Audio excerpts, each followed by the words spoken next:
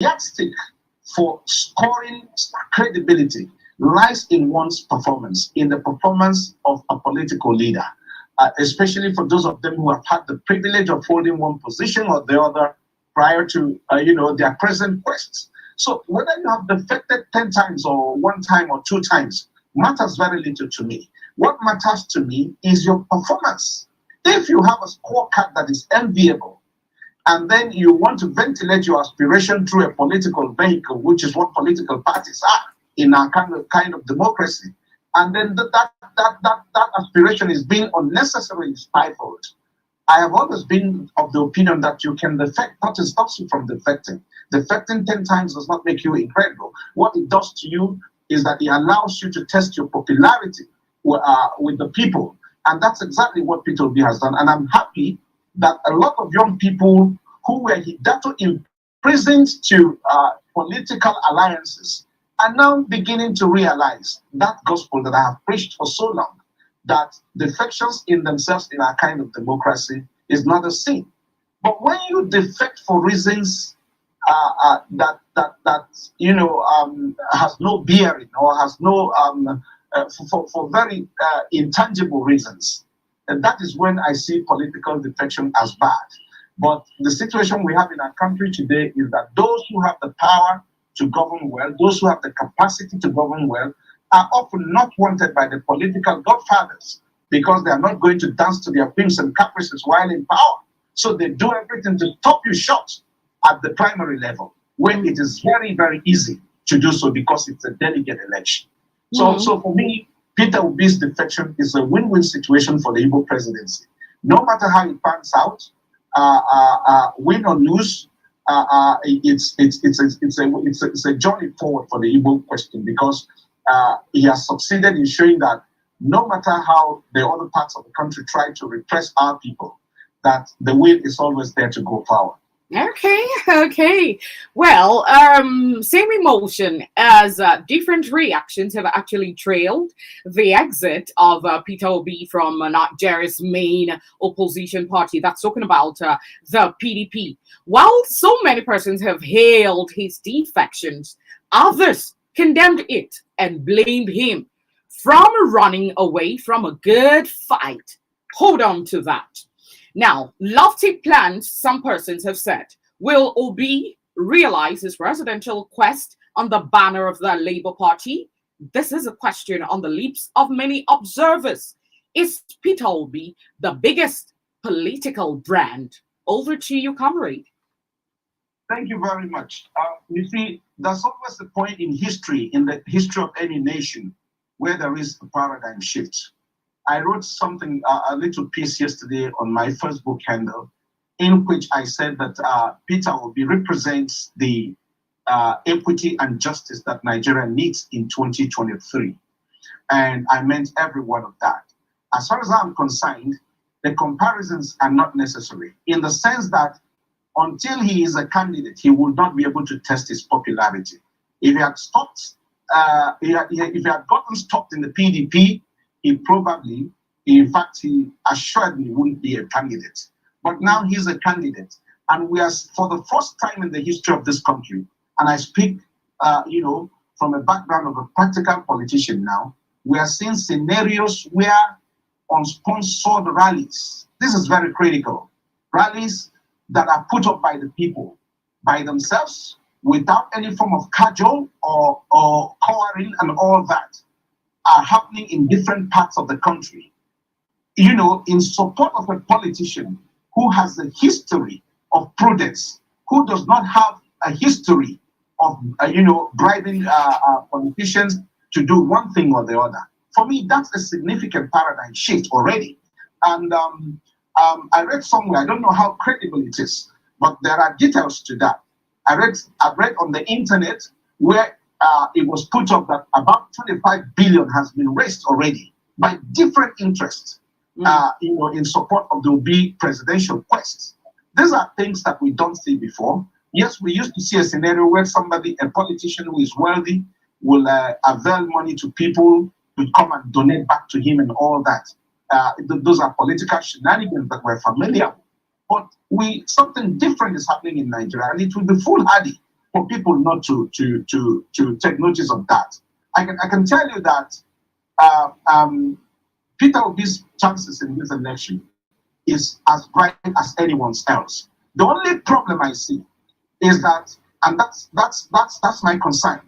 Within the cadre of young politicians, especially, that are crazy about, when I mean crazy, you understand what I mean about the Obi quest.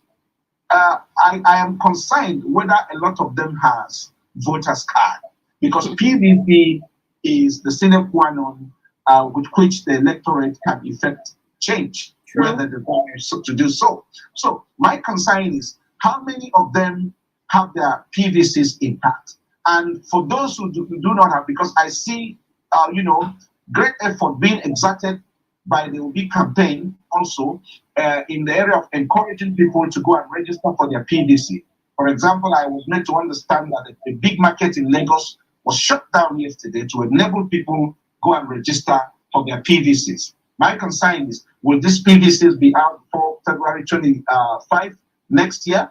And I hope INEC does the right thing, because if we create change, we all have a responsibility to be responsible about the way we go about it. I between now and February, we still have about 7 or 8 months or thereabout. Yeah. So I think that if INEC really wants to run a transparent process, whoever registers between now and even next month should be able to have his or her PVC and be ready to vote.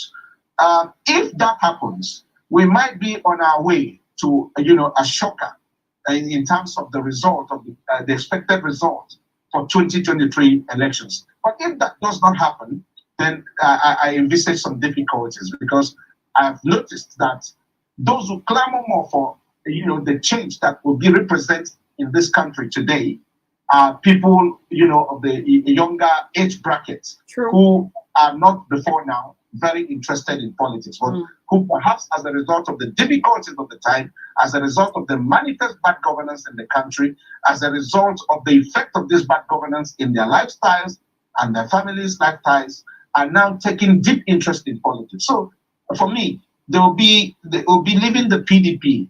For him is a blessing as far as I'm concerned, and is also a huge plus for the Igbo presidential quest. And I think both Ohaneze and those who felt otherwise before now, judging by the outcome of the PDP and APC primaries, would have seen that it was a smart move by Peter Obi to lead that campaign. Okay, you regard that as a smart move. Well, interesting. Well, at this point, because the program is audience participatory, at this point, I'll let you take a breather, drink water. I'll go on a short break. When we get back, of course, we're going to look at the third force. The third force. Lots of Nigerians know what I'm talking about, as from most of the columns I got from various newspaper sites, it talked about the third force and the MEARGAL. How far can they go? Proponents of the third force movement, which LP, which is the Labour Party, is part of, are eyeing a coalition of 9 of the 18 registered political parties and other groups ahead of the 2023 general polls. We'll go on a break. When we get back, we're going to look into the third force, the MEARGAL, how far can go, knowing that the adoption of the Labour Party was made possible by the new reapproachment between the leadership of the Labour movement and the hierarchy of the Labour Party. We have the president of the Nigerian Labour Congress, NLC, Comrade Ayuba Waba, the Trade Union Congress, TUC president, Comrade Kadiri, who have revalidated their membership of the Labour Party by formally registering with the party. We also have leaders of the third force movement, which are Professor Atahiru Jega. We also have Professor Pat Utomi, currently the NNPP, has former governor of Kano State, Senator Rabiu Musa. So these guys are lying in wait for a MEARGAL, even looking and observing the primaries of both the leading parties, which are APC and PDP. They sit back, lay in wait to reap in the harvest from aggrieved party members. We're looking to the third force, the MEARGAL and the Labour Party. How far can this go? Let's go on this break.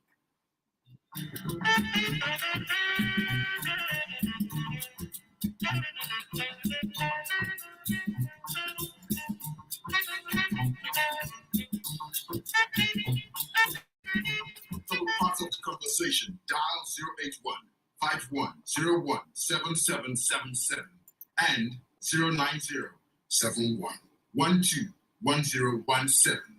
Please make your submissions known in a civilized manner.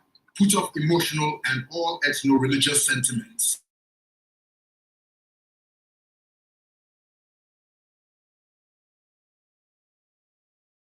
Make verifiable claims on this platform. Respect the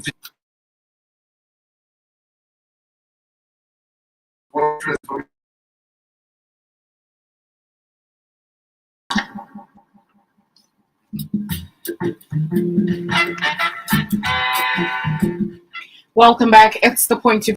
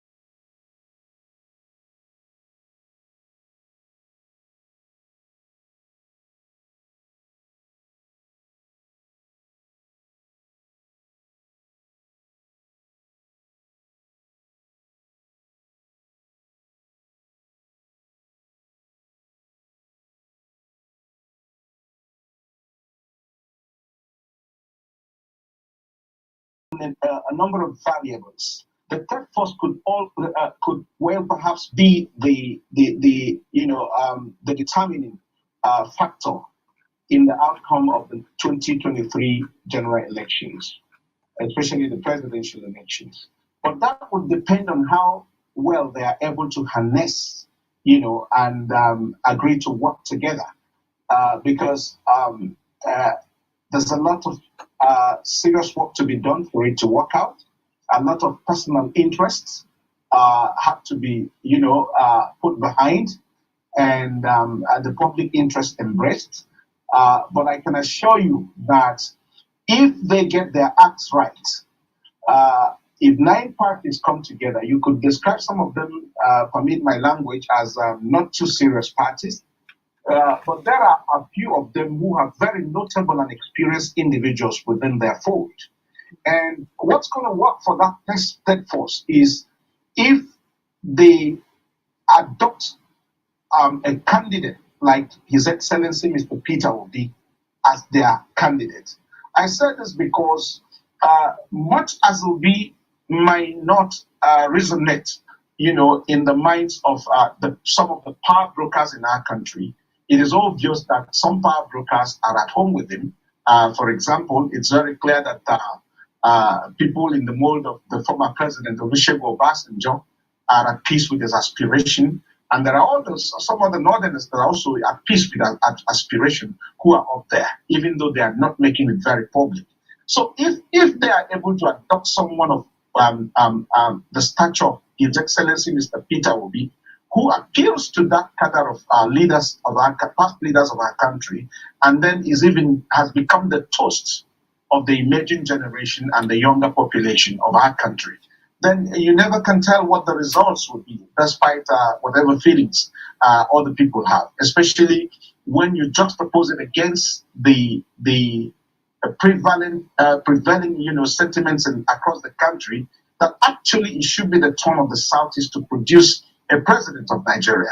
And people who are guided by justice, people who are principled politicians, who are not even of the Igbo folk, people like Adebanjo, people like Clark, people like some very notable middle belt politicians have spoken, in tacit support of the Igbo quest for the presidency.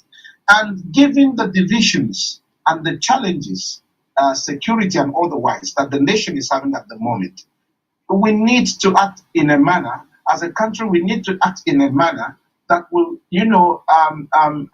ensure the continued existence of Nigeria as one indivisible nation. And one thing that can oil that is equity and justice. So if you look at it from the perspective, you will now begin to look at it, you now begin to, appreciate that if the third force that we're talking about actually queues behind a very popular candidate in the mold of His Excellency, like one in the mold of His Excellency, Mr. Peter Obi, you can't say for certain what will happen. I tell you my candid permutations. I hate to say this, but I see the emergence of the Jagaban as APC's candidate as a grand ploy by core northern politicians to keep power in the north.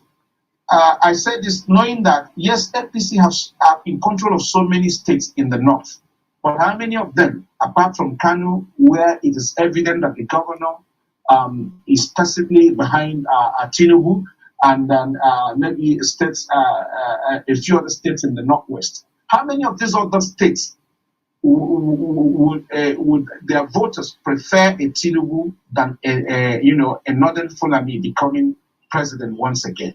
I was born and bred in the north. I had my early education in the north, and I mean the core north.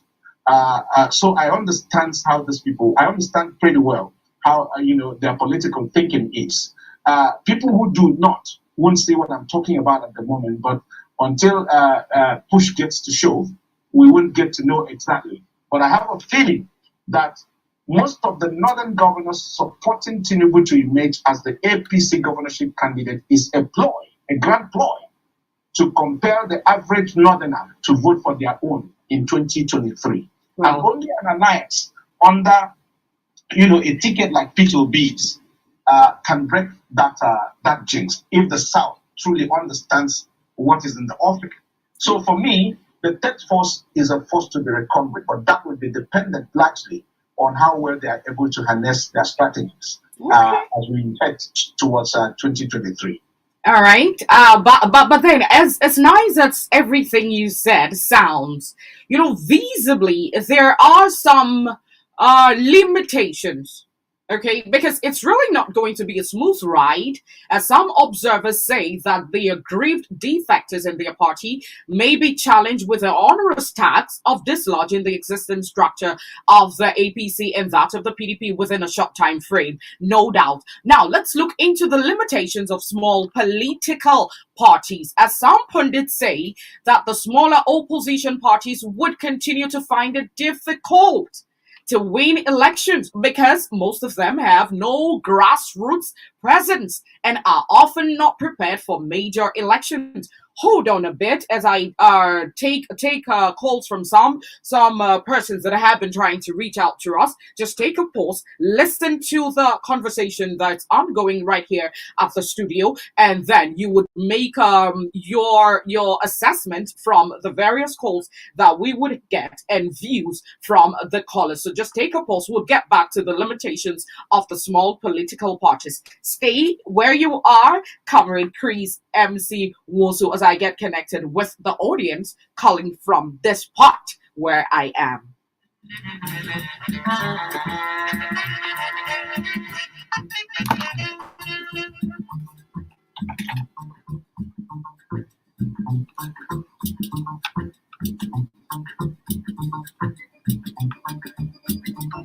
All right, welcome back. It's still The Point of View on Omega 101.7 FM, Ma Radio's your radio. We're still looking at the defections ahead of the 2023 general elections. And, of course, I've had my guest sharing vocal duties with me, Comrade Chris MC Wosu, a journalist, public affairs analyst, and good governance advocate. 0815-1017-777. Someone is here. Hello? Hello, good morning, Dako. A very good morning to you, sir. And Chris, my good friend, I greet you. I know you're hearing me. Yes, he's listening. All right. My name is Uche Ezenia, calling from Uma Barasi, Awarasoga. Dako, the issue of defection or cross-carpeting did not start today. If you take our minds back to what happened between Zeke and Awolowo and the rest of them those days, And that has laid this foundation that is here with us. Now, from the things we will say, we will determine whether that is good for our polity or not. Politicians basically cross because Nigeria, most parties that have been operating so far in Nigeria have not been built on solid ideologies and principles. Because if you join a political party, that means you are striving with that particular ideology or principle, just like as it obtains in the United States, for example. The Democrats and the other parties and the rest of them. But back here in Nigeria, why do politicians defect? Perhaps out of patriotism or for personal aggrandizement. But whichever be the case, the issue remains that the charge is on the electorate.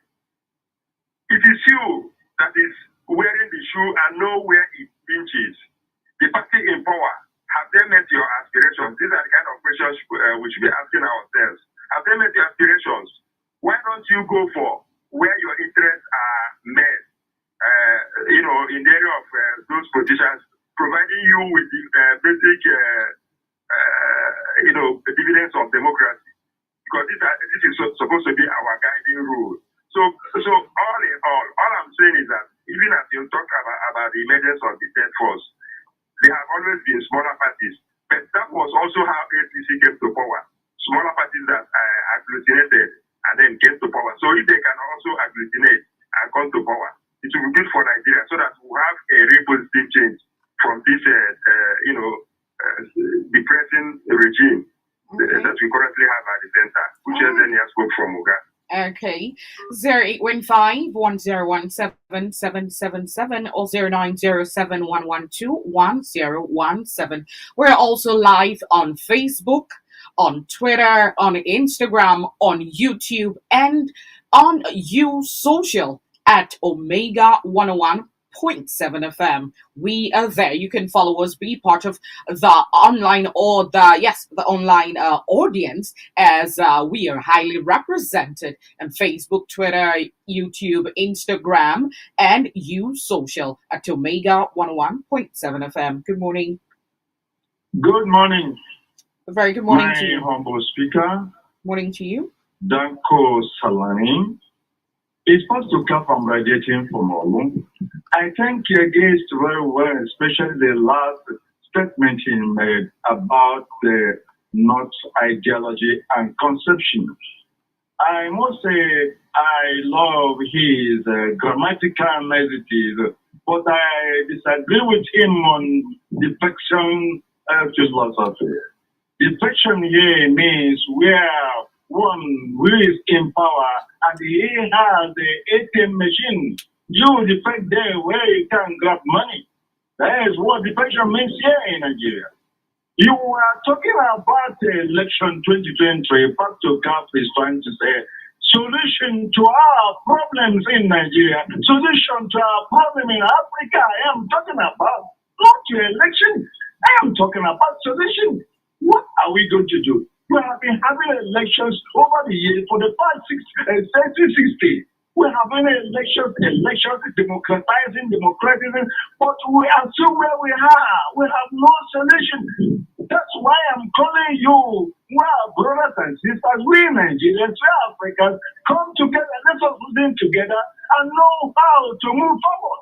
Not this election. Let me tell you, Mr. Speaker, I am not a prophet of doom, but I'm trying to tell you what's going to happen. We are going to commit the same error again. If you go to this 2023 election, you are not telling you we are going to have a heavy rain, more than what's happening in those states.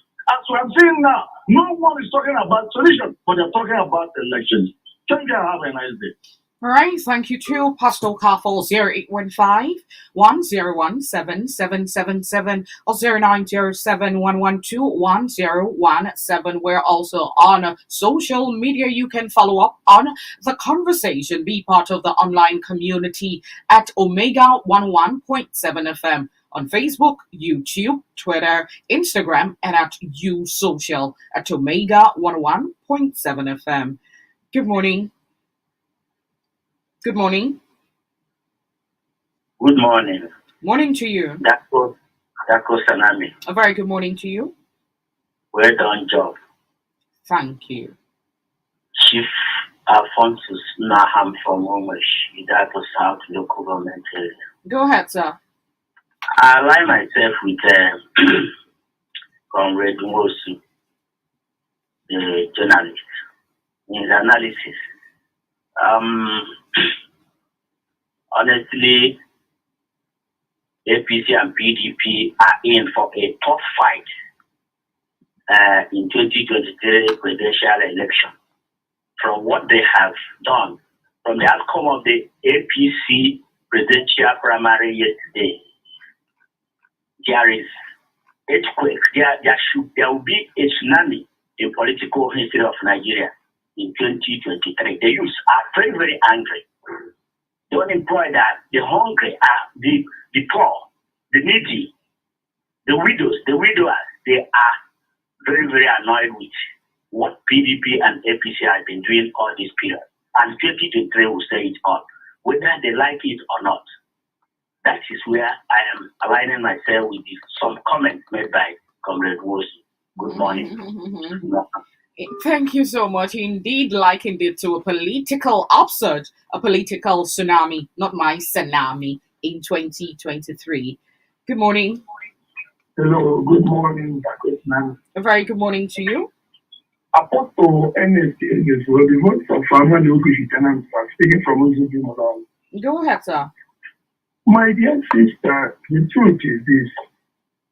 We Igbos, we are struggling like as well as P2B, seeking for a position. But I want to advise this Igbo men seeking for a position in federal.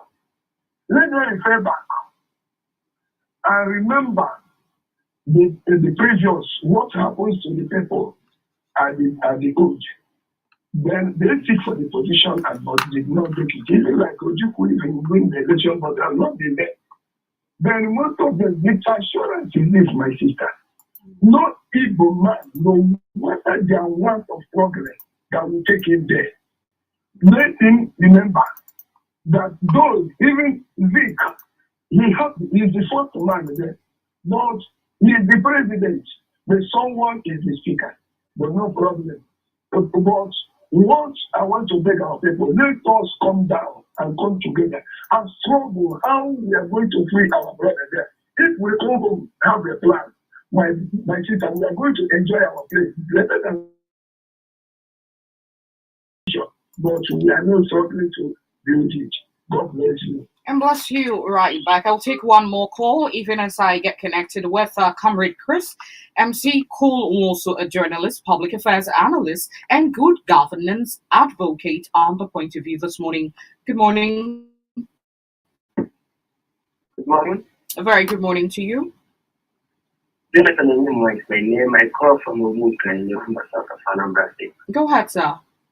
Dako, this is a very worrying matter. Yesterday, I told you that after yesterday's election primary from APC, that we know as much to put our head. Now, the result has been announced, and we have seen the outcome of the result. For me,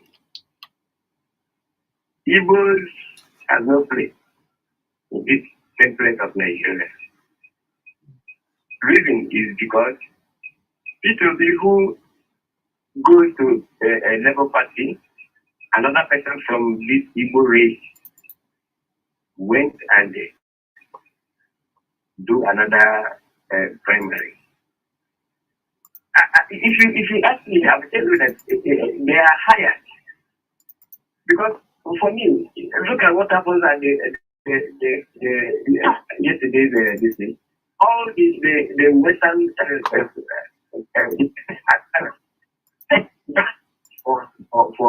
for Chile. But not even one we do it. So the person who goes and conduct another primary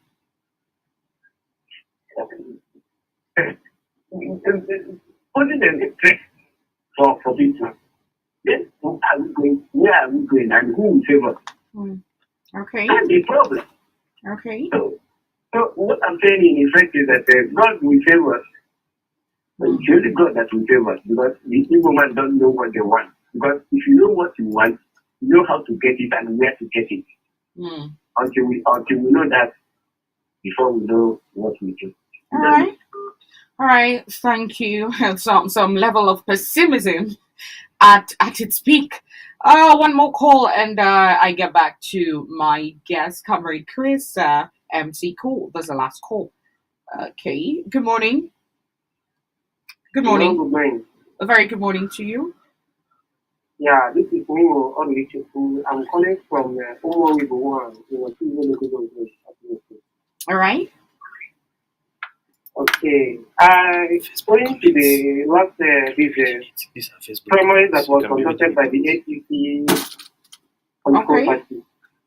Okay. You know, my concern this morning was that Rochas, the senator representing one of the senatorial districts in Imo State, named Rochas, the Croatia contestant, and he got a zero vote.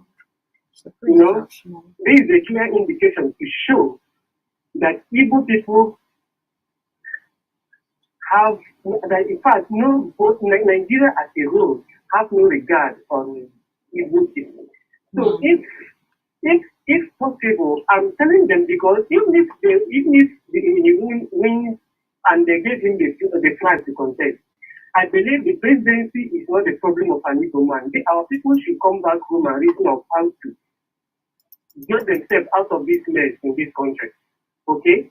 Even this church now promised us heaven and earth when he was contesting 2015, when Buhari was contesting. He even sent his money to Buhari, promising us that Buhari will do this, Buhari will do that, do this, do that for Igbo people. You understand? And today, look at him. People want him then, but he refused. He became a threat against Jonathan during that 2015 election. He took all the votes we have here in Imo and gave it to Rochas then. Gave it to Buhari. Dividing with Jonathan's vote. Now look at him. They've used him and dumped him. And this is the same thing that happens to other states, other actors in Igbo land. So what I'm saying in essence today is this: if possible, let our people come back and support people. Though if our vote will really count, because I don't think it will count already.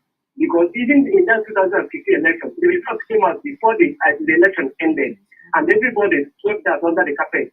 So if at all our vote will really count, let everybody go against his or her PDP and support P2B if our vote will count.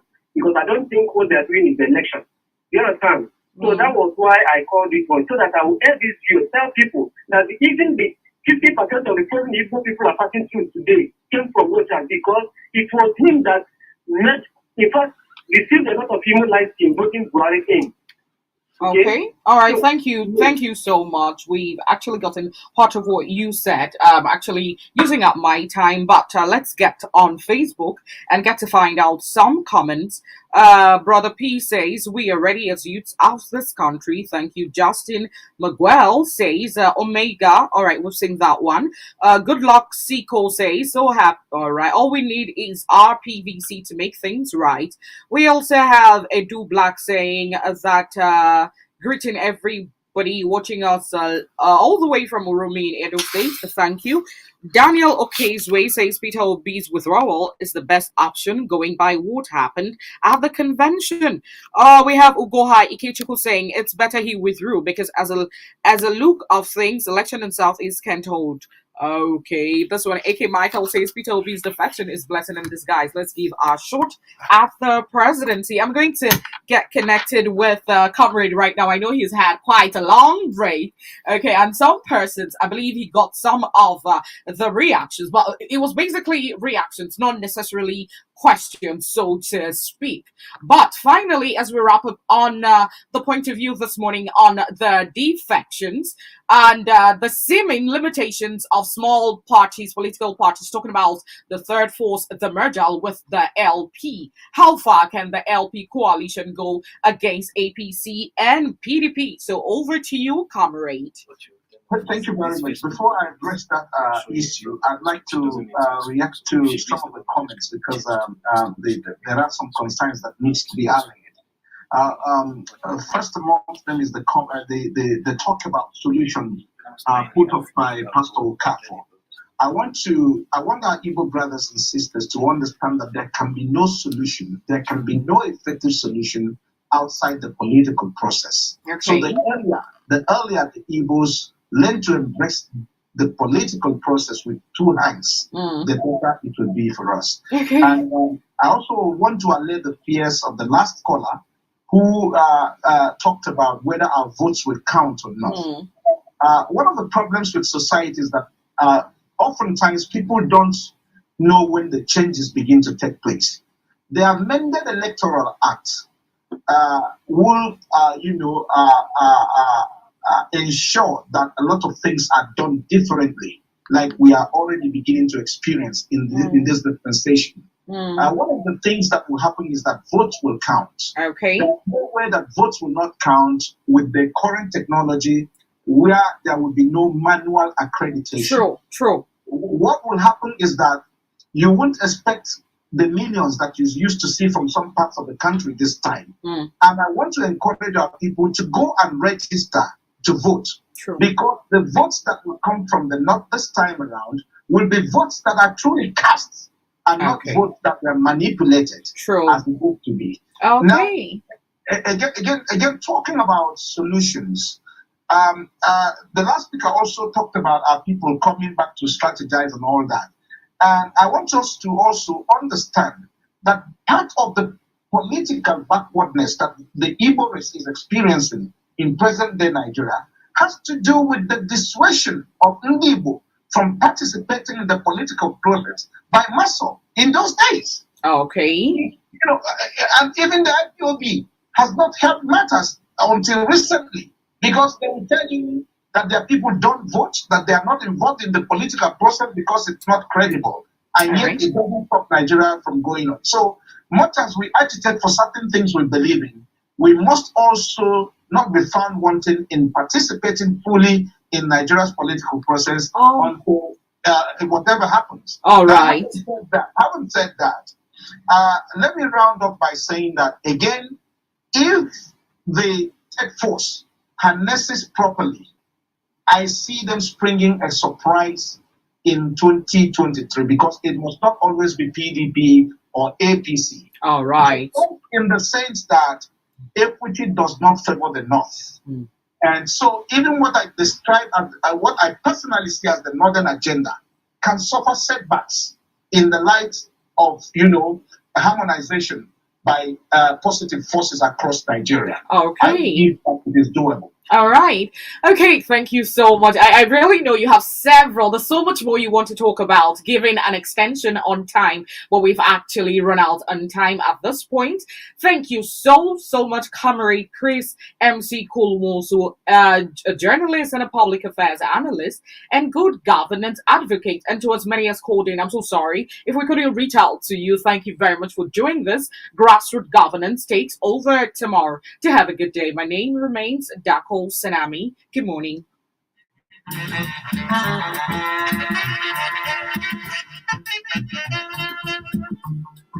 The views and opinions expressed on this program are entirely those of the